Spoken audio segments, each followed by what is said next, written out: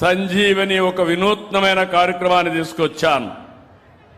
ఈరోజు మీరందరూ గుర్తుపెట్టుకోవాలి, మీ అందరికీ సంపూర్ణ ఆరోగ్య సేవలు అందించాలనుకుంటున్నాం. టెక్నాలజీ వచ్చింది. ఒకప్పుడు ఐటీ పెట్టాను, ఇప్పుడు నేను క్వాంటమ్ లేకపోతే ఏఐ ఇవన్నీ మాట్లాడుతున్నాం. అయితే ఒక విషయం మీరు గుర్తుపెట్టుకోవాలి, ఒక వ్యక్తికి డబ్బు, పదవి, హోదా, కార్లు, బంగళాలు అన్నీ ఉన్నాయి, కానీ ఆరోగ్యం లేదు. ఏం చేసుకుంటాడని నేను అడుగుతున్నా. తినాలంటే తినలేడు, తింటే మళ్ళీ హాస్పిటల్కి పోవాలి. అలాంటప్పుడు మనం సంతోషంగా ఉండాలంటే మీ అందరి ఆరోగ్యం బాగుండాలి. మీ ఆరోగ్యం కోసం, రాష్ట్రంలో ఉండే ప్రతి ఒక్కరి ఆరోగ్యం కోసం సంజీవని ప్రాజెక్టు తీసుకొచ్చాం. ఈరోజు మీరు గుర్తుపెట్టుకుంటే, ప్రపంచంలో ఉండే ఆరోగ్యానికి సంబంధించిన విషయాల్ని, నాలెడ్జ్ని మీ ఇంటి ముందర మీకు అప్పజెప్పే బాధ్యత నేను తీసుకుంటానని చెప్పి మీ అందరికీ హామీ ఇస్తున్నా. సంజీవని అనేది ప్రతి ఒక్కరికి ఉత్తమ, వేగవంతమైన వైద్య సేవలు అందించే సమగ్ర డిజిటల్ ఆరోగ్య వేదిక. ఇందులో ప్రివెంటివ్ ఉంటుంది, డిటెక్టివ్ ఉంటుంది, క్యూరేటివ్ ఉంటుంది. ఎక్కడికక్కడ మీకు అందుబాటులో, మీరు ఈరోజు ఎట్లయితే మన మిత్ర హాయ్ అంటే మీకు ఏ పని కావాలన్నా చేస్తున్నాయో, రేపు మీకు ఒక ఏఐ డాక్టర్ కూడా ఉంటాడు, మామూలు ఫ్యామిలీ డాక్టర్ కూడా ఉంటాడు. ఎప్పుడు కావాలంటే అప్పుడు ఫోన్లోనే మాట్లాడుకొని మీ పనులన్నీ చేసే బాధ్యత నేను తీసుకుంటా. సరిగా చేశారా లేదా అని ఆడిట్ కూడా చేస్తాం.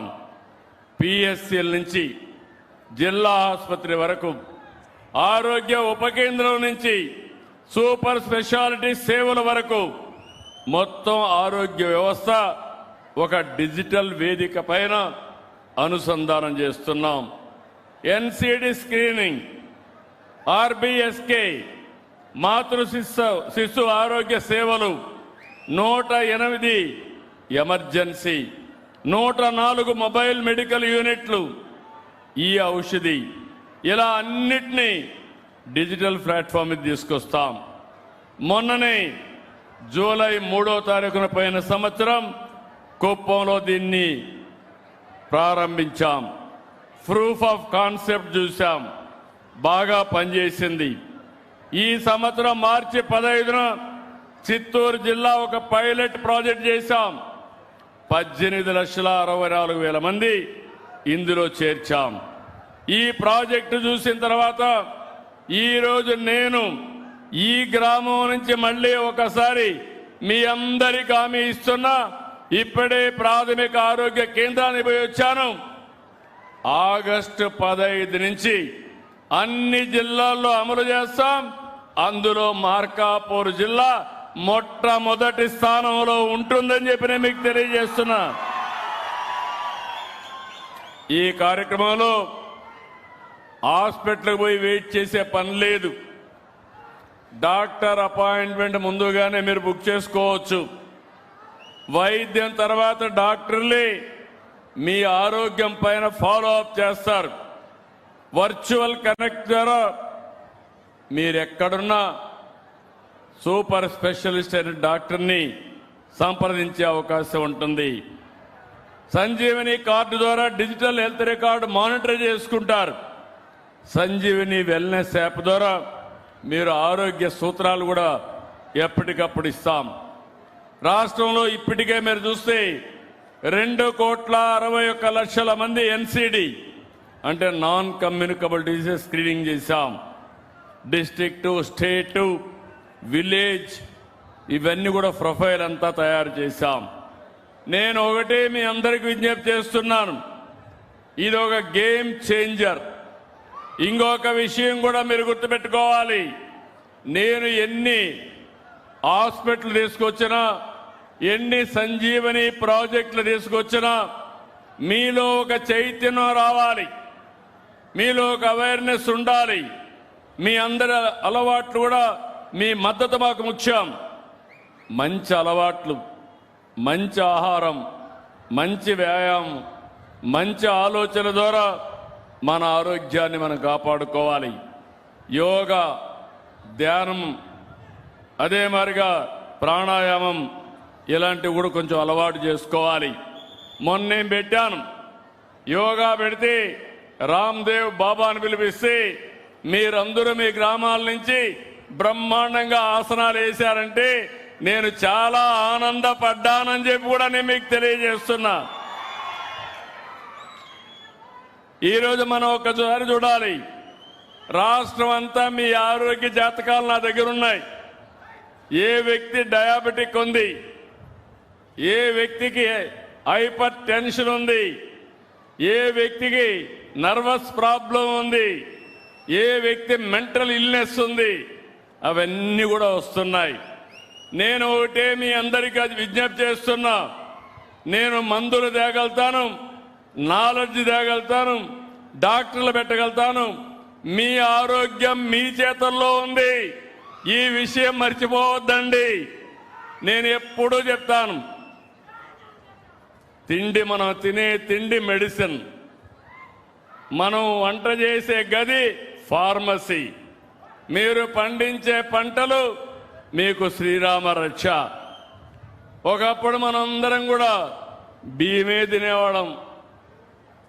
ఈరోజు నాకు చాలా సంతోషం, రాష్ట్రంలో మనం చూస్తే ఇక్కడ మాత్రం మీ నియోజకవర్గం డయాబెటిక్ తక్కువగా ఉంది. మార్కాపూర్ వెనుకబడిన ప్రాంతం, మీరు మామూలుగా రైసే కాకుండా మిగిలిన ఫుడ్ కూడా తింటున్నారు. దానివల్ల డయాబెటిక్ తక్కువ ఉంది.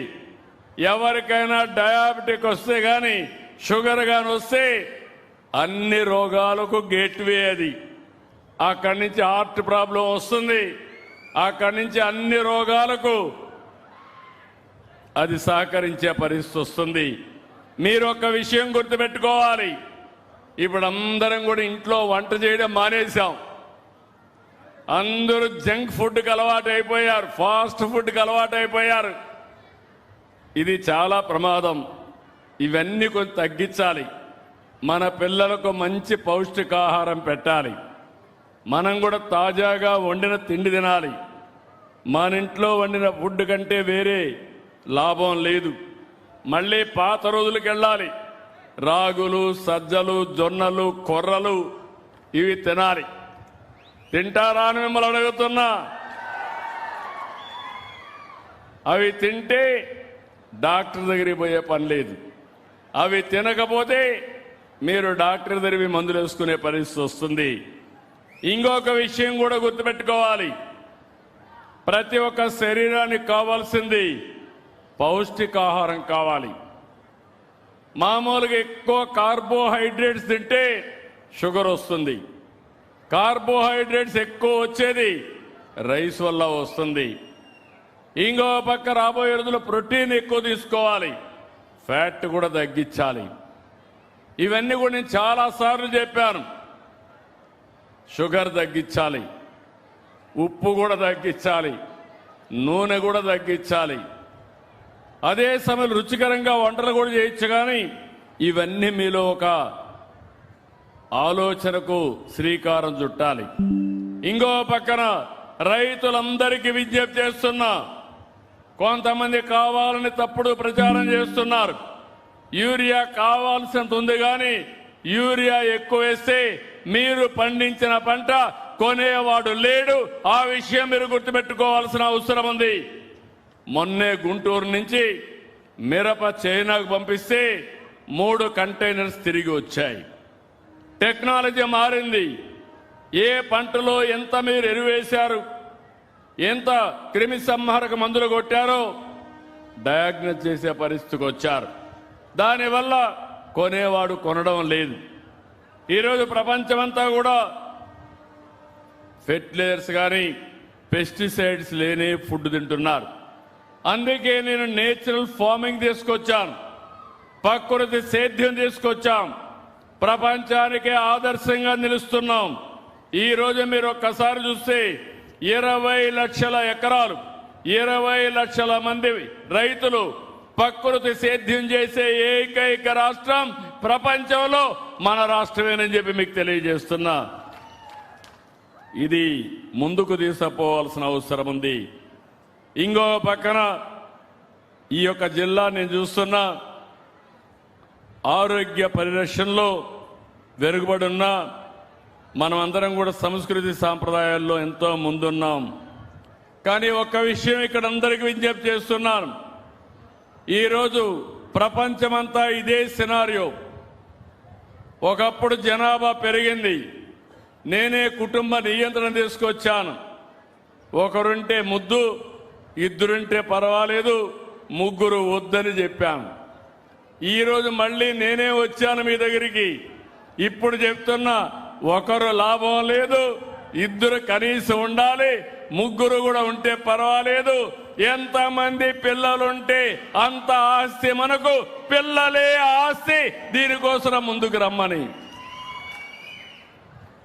ఎవరైతే ఎక్కువ మంది పిల్లలుంటారో వాళ్ళందరికీ హామీ ఇస్తున్న మా చెల్లెమ్మలు నవ్వుతున్నారు. వాళ్ళందరికీ హామీ ఇస్తున్నా భవిష్యత్తులో పెద్ద కుటుంబాలను ఆదరిస్తాం, ఎక్కువ బెనిఫిట్స్ ఇస్తాం. మీరు కానీ కలిసి ఉంటే, ఈ మధ్యకాలం నేను చూశాను, ఇంటి కోసం విడిపోతున్నారు, రేషన్ కార్డు కోసం విడిపోతున్నారు. ఒకప్పుడు పెద్ద కుటుంబాలు ఉండేటివి, కలిసి ఉండేవాళ్ళం, కలిసి ఉంటే చాలా ఆనందంగా ఉండేవాళ్ళం. ఇప్పుడు ఒక కొడుకున్నా విడిపోతున్నాడు, వేరే కాపురం పెడుతున్నారు. ఇది మంచి పద్ధతి కాదు, అది భారతదేశ సాంప్రదాయం కాదు. ఈ విషయం కూడా మీరు గుర్తుపెట్టుకోవాలి. ఈరోజు ఏ పనన్నా చేయగలుగుతాం, అభివృద్ధి చేయగలుగుతాం. అదే సమయంలో మీరు గుర్తుపెట్టుకోవాల్సింది, జనాభా అనేది మన చేతల్లో ఉంది. మనం అందరం శ్రద్ధ పెట్టి జనాభాను కానీ ప్రాపర్గా మేనేజ్ చేయగలిగితే, ఒక దంపతులు జీవిత కాలంలో 2.1కి జన్మనివ్వాలి. 2.1 ఇస్తే జనాభా స్టేబుల్గా ఉంటుంది. ఎక్కువ ఉంటే జనాభా పెరుగుతుంది, తక్కువ ఉంటే జనాభా తగ్గిపోతుంది. ఈరోజు చాలా దేశాలు జనాభా తగ్గిపోయి, ఆ దేశాల్లో ఉత్పత్తి కూడా తగ్గిపోయి చాలా సఫర్ అవుతున్నారు. ఆ విషయం మనం గుర్తుపెట్టుకోవాలి. భారతదేశం కానీ జనాభా ఈరోజు ఎక్కువగా ఉంది. ప్రపంచంలోని ఎక్కువ జనాభా ఉండే దేశం భారతదేశం. 144 కోట్ల జనాభా ఉంది. మా తమ్ముళ్ళు యంగ్స్టర్స్ కూడా ఎక్కువ ఉండే దేశం భారతదేశం. నేను ఎప్పుడు మిమ్మల్ని గురించి ఆలోచిస్తాను. యంగ్స్టర్స్ గుర్తుపెట్టుకోండి, జంజీ అంటున్నారు. నేనే అందరికంటే పెద్ద జంజీని ఎప్పుడూ రెవల్యూషన్గా ఆలోచిస్తాను. 40 ఏళ్ల తర్వాత ఏం జరుగుతుందో ఈరోజు అది ఆలోచిస్తూ ఉంటాను. 30 ఏళ్లకు మునుపు హైదరాబాద్లో ఐటీని తీసుకొచ్చాను. అప్పుడు ఎవరికి అర్థం కాలేదు, నన్ను ఎగతాళి చేశారు. ఈరోజు ఆ ఐటీ అందరికీ జీవనోపాధి కాకుండా ఆదాయాన్ని పెంచే మార్గాన్ని చూపించింది. ఇప్పుడు వచ్చింది, ఇంకో పక్క క్వాంటమ్ వచ్చింది, ఇంకో పక్క డేటా సెంటర్లు వస్తున్నాయి. నేను అందుకే విజ్ఞప్తి చేస్తున్నా మా యొక్క జంజీ పిల్లలందరికీ, మీకు పెద్ద జంజీ నేనే. నాకంటే ఇన్నోవేషన్ తెచ్చే వాళ్ళు ఎవరు ఉండరు. మీరు ముందుకు రండి. ప్రతి ఒక్కరూ ఏఐ నేర్చుకోండి, ప్రతి ఒక్కరూ క్వాంటమ్ ఏఐ నేర్చుకోండి, ప్రతి ఒక్కరు ఇన్నోవేషన్తో ముందుకు రండి. మీకు ఉపాధి కాదు, మీకు బంగారు భవిష్యత్తు చూపించే దారి నేను చూపిస్తానని మరొక్కసారి మీ అందరికీ హామీ ఇస్తున్నా. ఈరోజు మీరు ఇక్కడికి వస్తే నాకెంతో ఆనందం. చిరకాల వాంఛ. 96లో ముఖ్యమంత్రిగా ఇక్కడికి వచ్చాను. నన్ను అందరూ అడిగారు, వెలుగొండ కావాలి, వెలుగొండ కావాలి అని అందరూ అడిగితే నీళ్లు ఎక్కడున్నాయని అడిగాను. అందరూ అన్నారు, 5 సంవత్సరాలకు ఒకసారి వరద వచ్చినప్పుడు నీళ్లు ఇవ్వండి, మాకు సరిపోతుంది అని. అంటే మీ బాధలు చూసిన తర్వాత ఈ ప్రాంతం యొక్క ఇబ్బందులు చూసిన తర్వాత 96 మార్చి 6వ తారీఖున నేను ఫౌండేషన్ వేశాను. భగవంతుడు మళ్ళీ నాకే అవకాశం ఇచ్చాడు. ఆ ప్రాజెక్ట్ని పూర్తి చేసి జాతికి అంకితం చేసి బాధ్యత. పోలవరం రాష్ట్రానికి జీవనాడి. అదే మాదిరిగా ఈరోజు ఇక్కడుండే వెల్లిగొండ 4 జిల్లాలకి, మార్కాపురానికి, ప్రకాశానికి, నెల్లూరుకి జీవనాడి, కడపకు జీవనాడి అని చెప్పి కూడా నేను మీకు తెలియజేస్తున్నా. అలాంటి ప్రతిష్టాత్మకమైన ప్రాజెక్ట్ని గడిచిన ప్రభుత్వాలు సరిగా చేయలే. చాలా నిర్వీర్యం చేశారు, చాలా అన్యాయం చేశారు. కడాని ఈరోజు 3,900 కోట్ల రూపాయలు పనులు కావాలి. ఇటీవల ఎన్నికలు 2019 ఎన్నికల ముందు గొడ్డలి పార్టీ అధినేత ఇక్కడికి వచ్చాడు. ఆ రోజు ఏం చేశాడో మా జ్ఞాపకం ఉందా మీకు? ఏం తమ్ముడు జ్ఞాపకం ఉందా మీకు? జాతికి అంకితం చేశాడా? చేశాడా లేదా? వెలుగొండ జాతికి అంకితం చేస్తానని చెప్పాడా లేదా? అక్కడ బోర్డు వేశాడా లేదా? పనులు అయినాయా అని మిమ్మల్ని అడుగుతున్నా.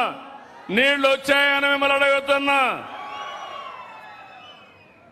మీరైతే ఇప్పుడు కూడా కొంతమంది ఇక్కడ గొడ్డలి పార్టీకి పనిచేసే వాళ్ళు ఉన్నారు. ఆత్మవిమర్శ చేసుకోండి. రాష్ట్ర ప్రయోజనాలు కావాలన్నా, మీరు మీ పిల్లలు బాగుండాలంటే గొడ్డలి పార్టీ లాభం లేదని మరొకసారి విజ్ఞప్తి చేస్తున్నా. ఈరోజే దగ్గర 300 కోట్ల రూపాయలు మొదటి విడత పునరావాస కార్యక్రమం కింద డబ్బులు రిలీజ్ చేశారు.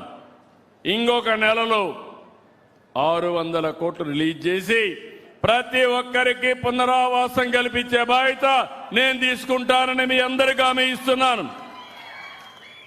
ఇంకొక పక్క మొత్తం కలిసి 1,19,000 ఎకరాలు స్టేజ్ 1లో ఇస్తాం.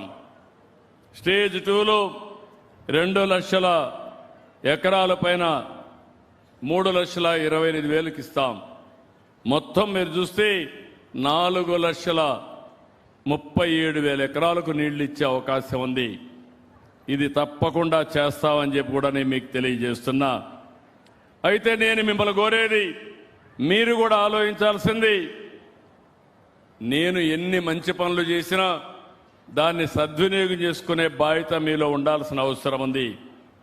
ఈరోజు ఇంకొక పక్కన మీరు చూస్తే దీంతో నేను వదిలిపెట్టడం లేదు. ఈ జిల్లా బాగుపడాలంటే మీ ఆదాయం పెరగాలి. మీ ఆదాయం రైతులు పెరగాలంటే వారసత్వంగా వేసే పంటలు వేస్తే లాభం లేదు, వరి ధాన్యం లాభం లేదు.